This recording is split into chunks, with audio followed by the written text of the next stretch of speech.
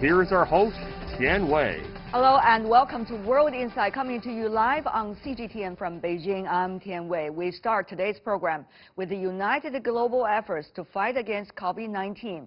Health ministers from the group of 20 major economies held a video conference on Sunday. They shared national best practices and also focused on prioritizing COVID-19 pandemic preparedness. The meeting follows an online summit of G20 leaders in March and comes at a time when infections have been reported in more than 200 countries and regions around the world.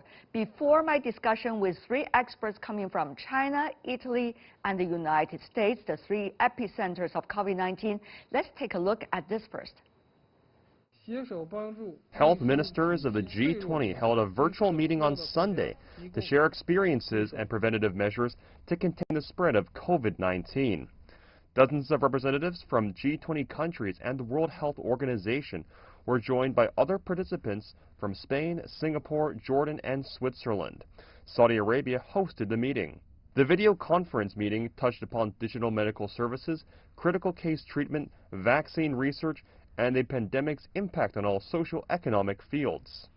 First, we urge each of your countries to continue to fight the pandemic with determination, guided by science and evidence. Second, we're looking to the G20 countries to continue to support the global response to COVID-19. Third, we call on all G20 countries to work together to increase the production and equitable distribution of essential supplies and to remove trade barriers that put health workers and their patients at risk. Ma Xiaowei, China's Minister of the National Health Commission, said that China is still vigilant despite cutting off the vectors for domestic COVID-19 transmission and has brought production and life back to normal. He added that China has provided equipment to 127 countries and 4 international organizations and has sent expert teams to 15 countries. At the online summit of G20 leaders in March, Chinese President Xi Jinping called for enhanced anti-epidemic information sharing and promoted containment protocols. He advocated a collective response against COVID-19. As of Monday, the number of confirmed cases has passed 2.4 million globally, with over 165,000 deaths.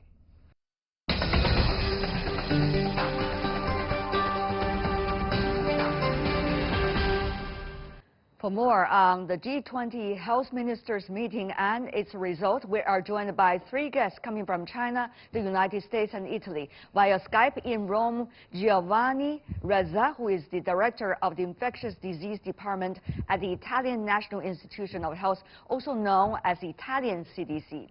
In Providence, the United States, Dr. Megan Rani, an emergency physician from Brown University. She's been very vocal about helping the doctors to get the PPE they urgently need.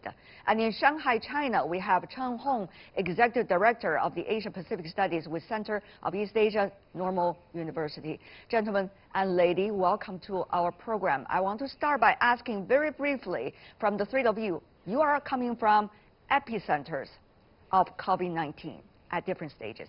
Tell me what's going on in your country now. If we can, 20 seconds for everyone. Ms. Rani, you want to go first? United States. Sure. So here in the United States, we are still seeing rises in the number of COVID cases and the number of deaths. We currently have well over 40,000 COVID-19 deaths across the country, approximately 70,000 people who have recovered, and around 700,000 who have tested positive. The numbers have plateaued in some of our biggest epicenters. So New York City, for instance, is starting to report that the number of cases and the number of deaths is staying steady. But we're not yet seeing major decreases anywhere in the country, and we are seeing a rise in some new spots. So we are very much in the thick of it right now here in the U.S. In the thick of it. And also Dr. Reza, coming from Italy.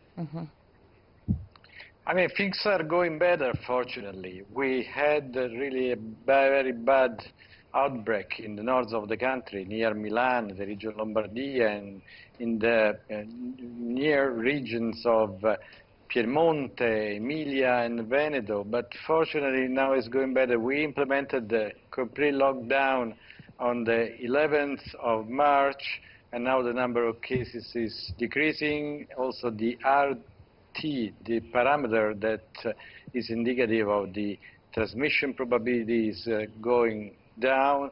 But we still have a high number of deaths, because this is the last indicator to decrease. But anyway, I would say that the situation is better, and now the government is talking about implementing the phase 2 at the beginning of May. We'll see. We'll see. A breath of fresh air, but we don't know what's coming up next. Mr. Chen from China, yes. What's about China?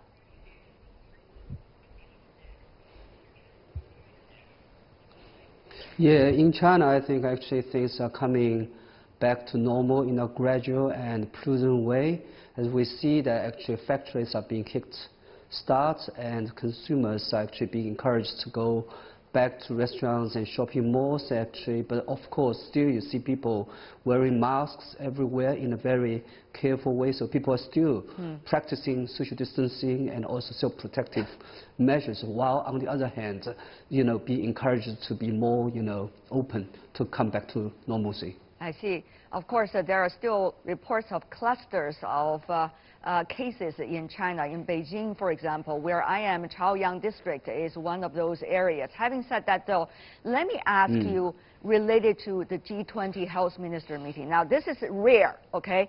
So no health minister meeting before this for the G20, but this is the very first time and very important, yet it did not reach any communique at the end of this. Dr. Riza, how should we understand this? Difficult to say. Unfortunately, there was not world cooperation, and also within the EU, the European Union, there was no much cooperation. That was one of the main problems, because we had not standardized policies or strategies, and actually each country decided to implement different modalities of containment. But fortunately now, there's some discussion going on, and also, I hope that this meeting will start a new cooperation era. Yeah. Actually, we had doctors from and also equipments from China, from Cuba, from Russia, but also Germany started to give hospitality in their hospitals to some of our patients. And now we are discussing about the possibility of having common policies, but it was quite difficult. It was quite difficult at the beginning. Coordinated efforts for prevention and control, that has been raised an issue in the health ministers meeting, Dr. Ramani from the U.S., by quite a number of them. For example, the latest I checked, coming from China, from Russia, from Canada, and also from Japan, to say the least. Dr. Rani, do you think that's likely to happen? Given the first stage, there seems to be very different opinions and finger pointing still. Well, we're still working on coordination within the United States right now, and as you know, President Trump has said that he is going to defund the U.S.'s support of the WHO. So I'm not incredibly hopeful that we're going to have great coordination in the short term between the United States and other countries. I will say that many of us in the public health world are very much pushing for that, because we know that this virus knows no borders. It does not stop at the edge of a country just because someone has drawn a line there. So we are trying to encourage cooperation, certainly supporting it scientifically, and hope that our government and other governments will be able to join forces to help both increase preparedness and decrease the spread of the virus. We understand, Dr. Rani, as you mentioned, the failure of reaching a communique, which has been the hope of the international community at the end of the health ministers meeting, has a lot to do with whether the U.S. wanted to support WHO or not. So I obviously don't control whether we support the WHO. I will say that here within the United States, we are still very much working on trying to coordinate between our own states. You know, we're still in a situation where individual governors have to almost bid against each other, where hospitals find that their orders of PPE are getting taken and diverted elsewhere. So we're still trying to figure it out internally. Again, the public health community, scientists very much recognize the importance of supporting the WHO and of coordinating on an international level. The federal government has made some changes in its opinions over the last couple of weeks, and I'm hopeful that we will redirect funds there soon. Mr. Chen, halting of the WHO funding from the current U.S. administration has been the biggest news. However, over the weekend, Mr. Chen, the world's artists, popular artists particularly, has been organizing and trying to donate to WHO and the United Nations efforts against the COVID-19. More than $100 million have been raised there. You know, having said that, how should we understand the consensus really has already been there, whether one or two countries are having problem with it, for the support of World Health Organization?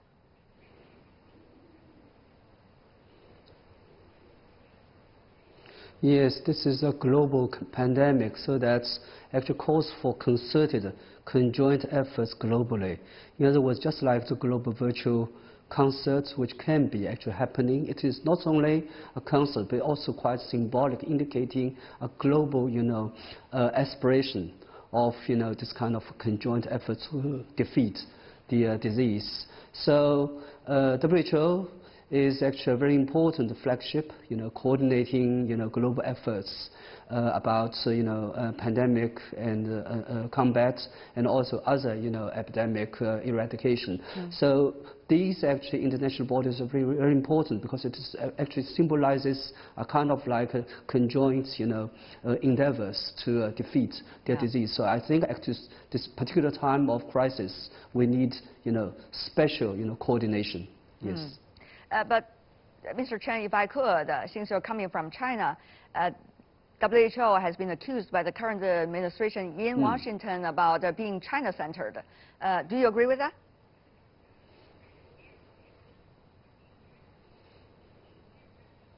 Well, certainly, I think actually it is very narrow-minded to point fingers at WHO about being China-centric, because WHO is actually a global body.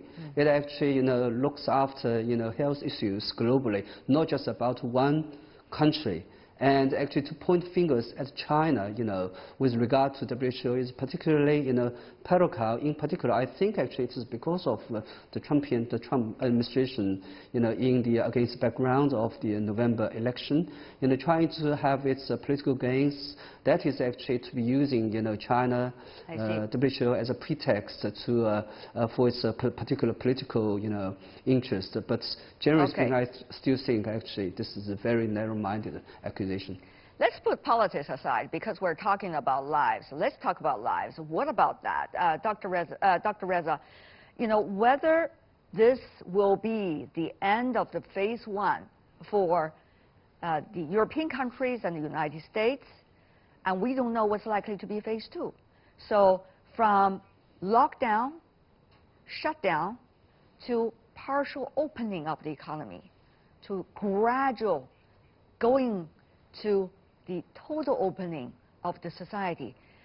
We are doing it very carefully, step by step, and we don't know what's likely to happen.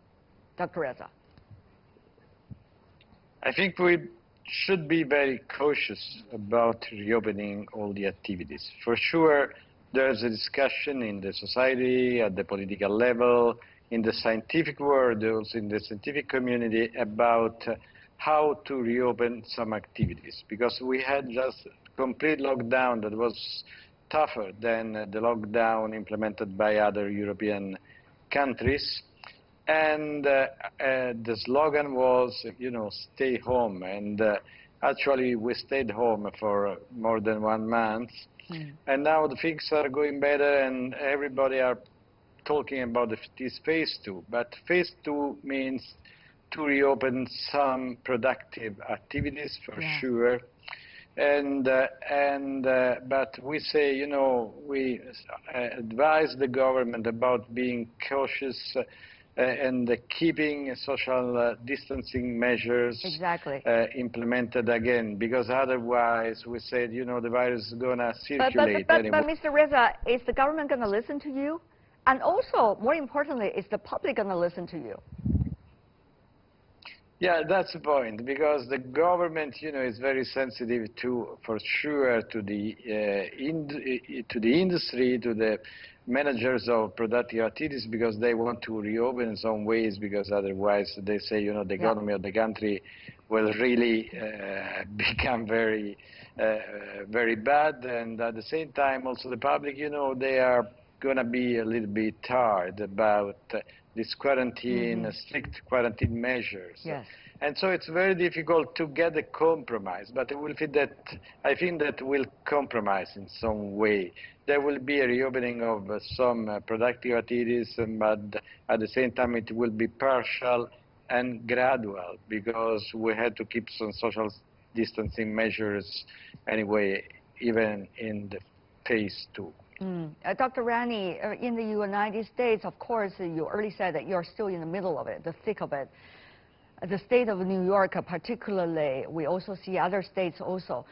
What's your take about whether there's likely to be a relatively control of the phase 1 and smooth it up to gradual opening of the society? So here in the United States, it's really going to be occurring on a state-by-state basis. Some states never put strict restrictions in place or are already loosening them. In the state of Florida, they've already reopened their beaches. In other states like Rhode Island, where I live, Massachusetts, Connecticut, New York, where we're tremendously hard hit, our governors have created a coalition to try to create standard guidelines for when we will start to reopen. And I will say that here in the Northeast, we are nowhere near that yet. We don't yet have adequate testing. We're not seeing the number of cases go down. My worry is that as some states reopen early, they're then going to see infections go up and spread it back to other cases. So we're still trying to figure out the best strategy here. Again, for right now, it's largely being done on a state-by-state basis rather than on a federal basis. You know, we don't know, right, Dr. Rani? I mean, in a pandemic, what we can do without a vaccine, without therapeutic treatment, that is to have social distancing. So once social distancing eases, we don't know what's going to happen later. We don't know how the public is going to react to that. On that, Mr. Chen from China, there has been some period of time over the past few weeks, China, different cities coming with their own plan. They have different plans, own plan to do the opening up. What do you think? Is it being successful? How do you see the people's fatigue of lockdowns and social distancing, but at the same time their fear of the virus, all at the same time?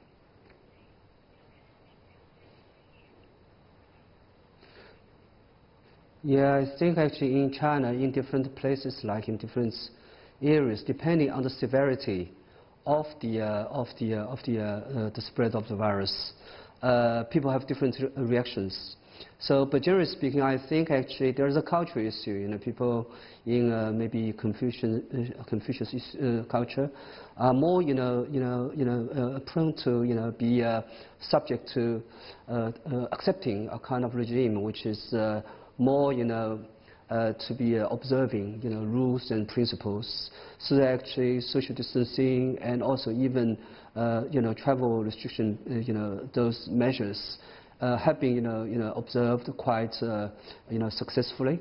That is why actually in Hubei, in Wuhan, in many cities and areas in China, things are actually gradually coming back to normal. Of course, there are imported, cluster infections, such like now in Heilongjiang, in some areas. But generally speaking, in the whole country, things are actually coming back to normal because of the early, success. Yes, and but what about next? The measures question being is taken not and about being the earlier, but observed rather by the people, by about the what's citizens. next, because people already certainly feel the exhaustion of, always being cautious and different from their earlier lifestyles. But we don't know, right? We still have this fear, so people still want to obey by the guidelines. But there might be a point that the society have to balance on a constant basis about what to do and what not to do. So that's really the complicated issue involved. Having said that, though, I do want to ask all of you another very important question. So Yes. you all said smartly that the virus does not respect the border. Okay, so if without international coordination of prevention and control, all doing it at the same time with utmost effort, always the virus travel come into the easiest crack and then conquer the world. So are we seeing signs that the world is likely to be united now after all of this effort in terms of what's next, prevention, control? Dr. Rani. So to be clear, this virus has already conquered the world. It is already pretty much everywhere where there are humans in the world right now. What we have been trying to do is to slow its spread so that our healthcare systems can catch up and to give our most vulnerable citizens across the world the chance to live until there's a vaccine or effective treatments. I would love to see international coordination to stop the spread further. I'm just not confident that it's going to happen in the short term. It would be ideal. You know, it would be great to conquer this the same way that we've done for smallpox and other diseases, but you know, we don't have a vaccine yet, and we don't yet seem to have the political will on an international basis to make that type of coordination happen. Dr. Reza, vaccine at least at the end of the year or early half of next year. Okay, it's still a long time to go. So what are we going to do now? We know, we do not know, but we still need to do something, Dr. Reza. Yeah, for sure. We need global surveillance and control of the infection. So we had to connect each other in order to get a better surveillance of the spread of the virus. And every state, each state should be coordinated with other states in order to alert, you know, where there are hotspots of transmission and how we can control them. At the same time, we should standardize in some way control and prevention activities. At the same time, coordination is needed in order to have to push for having results from randomized clinical trials on treatments, and the regulatory agents should be also generous about authorizing randomized trials and of vaccines, and also at the end to authorize a vaccine if we I can see a long laundry list of tasks you just said, Dr. Reza. I hope we'll be able to make it happen, and also with coordinated efforts, because we cannot fail individually. It means collectively too. Right. Having said that, though, I want to thank the three of you for your contribution to the discussion. Thank you so much for your efforts. Megan Rani, Giovanni Reza, and Chen Hong, really appreciate it. Be well. Thank you.